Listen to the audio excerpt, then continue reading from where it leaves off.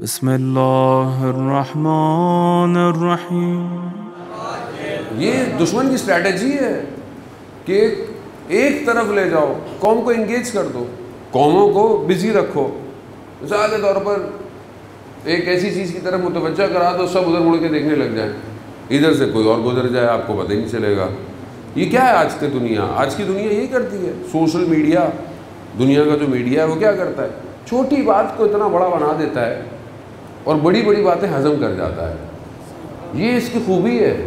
دشمن کو سمجھیں، خواب و خیالوں سے باہر نکلنے کا دور ہے یہ۔ عزیزان محترم، اس کو دیکھیں کہ تاریخ میں کیا ہوا۔ کربلا کے بعد جو پہلا کام دشمن نے کیا ہے، دشمن نہ بتاؤ کون ہے، دشمن نہیں بتاؤ ہوا کیا، کیسے، اسلام کے مقابلے میں کوئی چیز نہیں بتاؤ، اور وہ چیزیں چھپاؤ جو اسلام بہت سی چیزوں کو واضح کر رہا ہے، بس ایک طرف لگا دو۔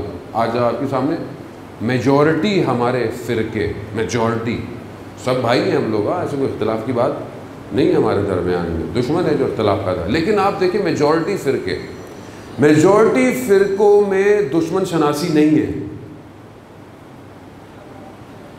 زیادہ مطلب کربلا کو سمجھنے کی کوشش کرے اور اس کو بھی سمجھنے کی کوشش کرے جو کربلا کو روک رہا ہے۔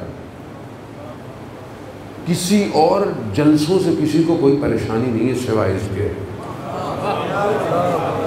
کیوں؟ کیونکہ کہیں پر دشمن کی بات ہی نہیں ہوتی، نظام کی بات نہیں ہوتی سوائے یہاں کے۔ کیوں؟ بس آپ میٹھی میٹھی باتیں کرتے رہے، میٹھی میٹھی باتیں کریں، خوش رہے، کوئی مسئلہ ہی نہیں ہے، سب کرتے رہے، آپ بڑے بڑے دنیا کے جلسے ہوتے رہے، کسی کو کوئی ٹینشن نہیں ہے۔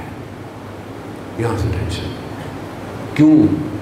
کیونکہ یہاں حسینیت کا درس جب دیا جائے گا تو خود بخود یزید بے نقاب ہوگا، خود بخود، سب کرنے کی ضرورت نہیں ہے۔